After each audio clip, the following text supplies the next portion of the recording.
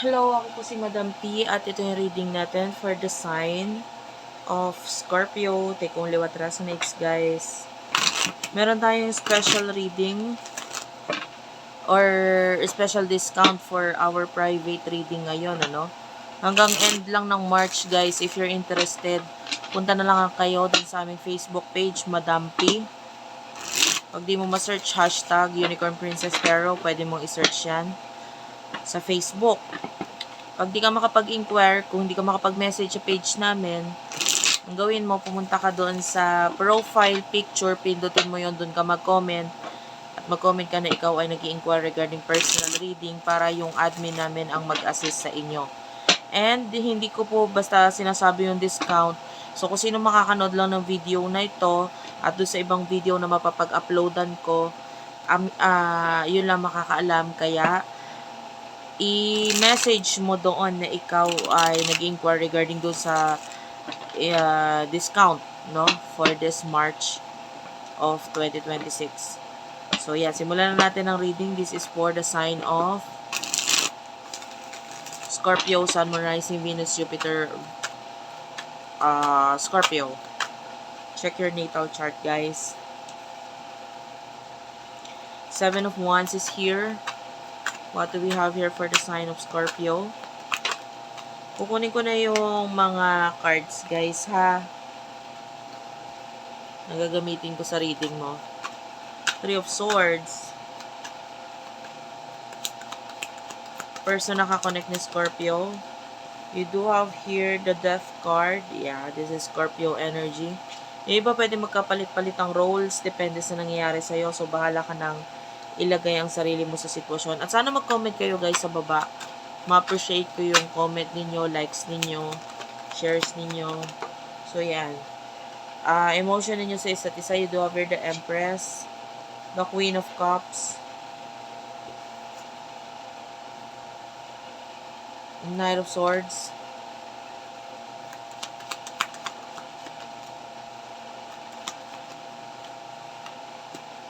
King of Cups. Yusin lang natin konti. The Ace of Cups and the Moon. Bottom of the deck, you do have here the Five of Cups. Okay. Scorpio. Kamusta kayo? Meron nga pala tayong water sign Philippines, ha. Since Scorpio is a water sign, feel free to check it out. Water sign Philippines. Okay, Scorpio.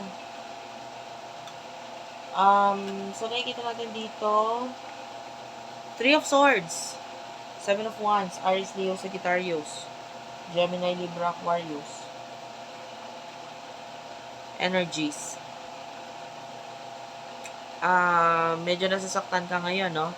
Kasi with the Seven of Wands, pwedeng may mga bagay kang kinakaharap ngayon na nagiging dahilan para masaktan ka.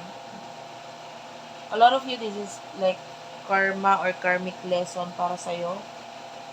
Ano ba yung karmic lesson? Yung iba hindi nila alam yung karmic lesson, so, or karmic energies na meron ka ngayon.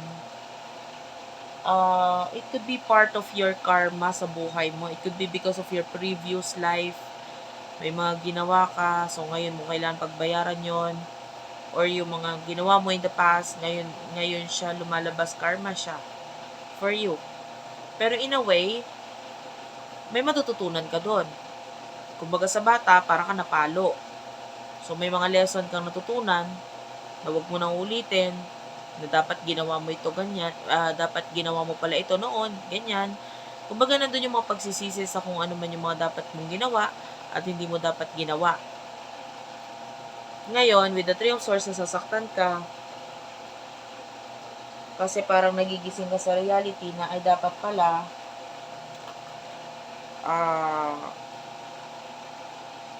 hindi ko ginawa to. Parang ganun. And the Death card, this is Scorpio energy and the Devil.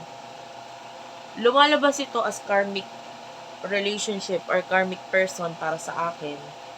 For some of you, you could be dealing with your karma. Karmic relationship. Pwedeng, itong person na to, dumadating talaga siya sa buhay mo to teach you a lesson na dapat mong matutunan sa buhay mo. It could be dealing with someone who's very narcissist or someone na manipulator, no? Pwedeng manipulate ka niya.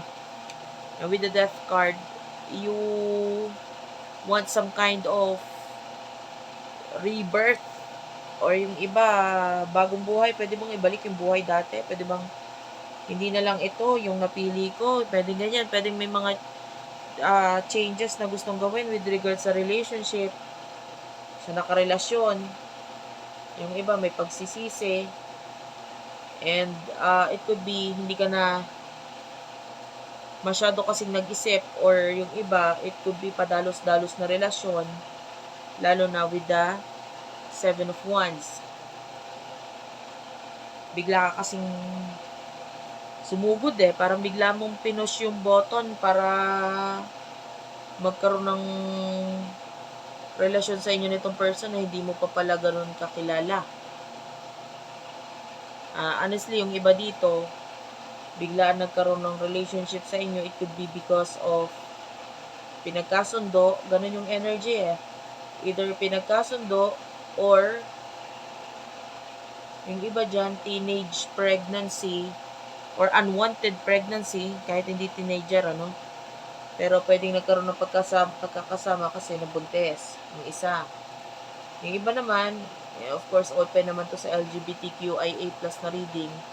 Kaya okay lang kahit walang pregnancy na involved. Sabihin na natin, straight to the point o direct to the point na pasubo ka.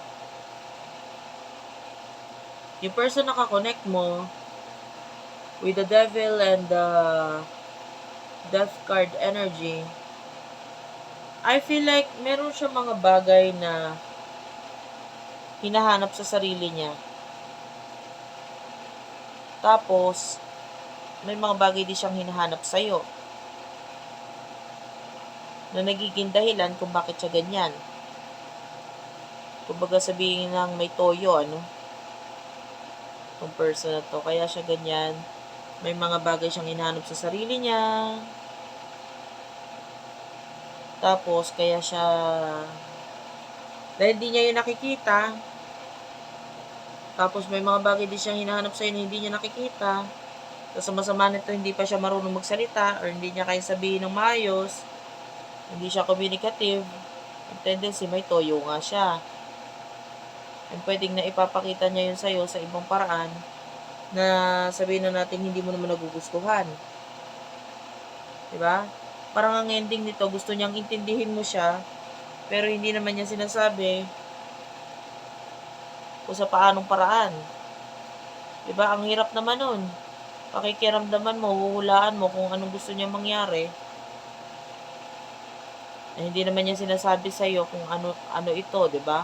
Parang basta na lang. Emotions mo, you do over the Empress. You're starting to focus on yourself. Loving yourself, diba? Parang, kasi ano pa bang asahan mo? Parang, parang dito sa person na to, wala ka naman asahan So, focus ka na lang sa sarili mo. Diba? A lot of you is nagsisisi ka, pero nandyan naman na rin na, so nandun yung tinanggap mo na lang kung ano yung sitwasyon mo. The Queen of Cups, nakikita natin, you're just showing the love according sa kung ano yung kind of love na kaya mong ipakita. Pero yun nga, kung may hinahanap si partner mo, I feel like hindi mo lubusan ang uunawaan kung ano yun, dahil hindi siya nagiging communicative sa'yo. Sa Ace of Pentacles or Ace of Coins, ang focus mo, nasa isip mo ngayon is new beginning na may kinalaman sa money. Lalo na kung ikaw ito, dati pwede may mga pinagsisihan ka with regard sa mga desisyon mo sa pera, sa career. Na nandun yung word na sana pala. Ganito, ganyan.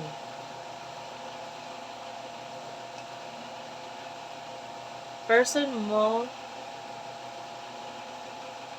meron tayo ditong energy ng King of Cups. I see love mula dito sa taong to. Yun na nga nandun naman yung love. Kaya lang hindi expressive.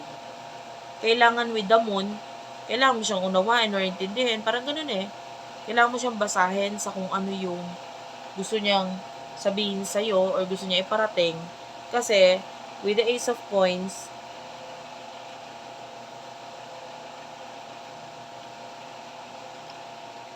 I feel like gusto niya may mga gusto siyang gawin or ilagay sa reality, sa buhay niya, sa connection ninyo. Pero feeling niya, with the Knight of Swords, hindi ka nakikisama. May sarili kang lakad mo or may sarili kang decision sa buhay, may sarili kang priorities or like if your partner, if both of you are magkarelasyon, hindi kayo pareho ng gusto mangyari. Honestly, both of you match. You do have the King of Cups and Queen of Cups energy. Kulang lang to sa communication. Mas dun ko nakikita. Tendency with the Five of Cups, nagkakaroon ng kalungkutan. Sa relasyon na to, nagkakaroon ng sakitan. And it is because hindi enough yung communication ninyo sa isa't isa. Okay?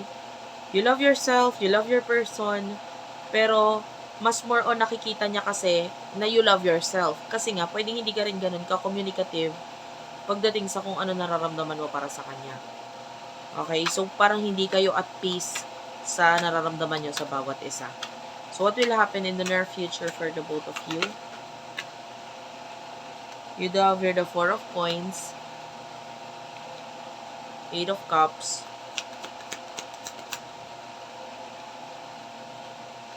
Page of Swords,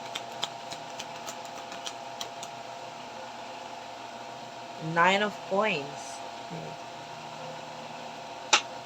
King of Coins at the bottom of the deck, Six of Wands, Aries, Leo, Sagittarius, Cancer, Scorpio, Pisces.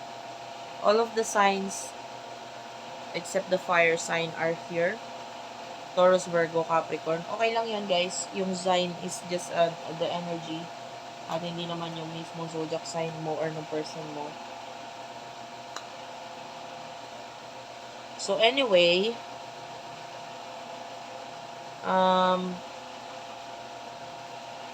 sa part na ito, in the near future, no, nakakita tayo dito ng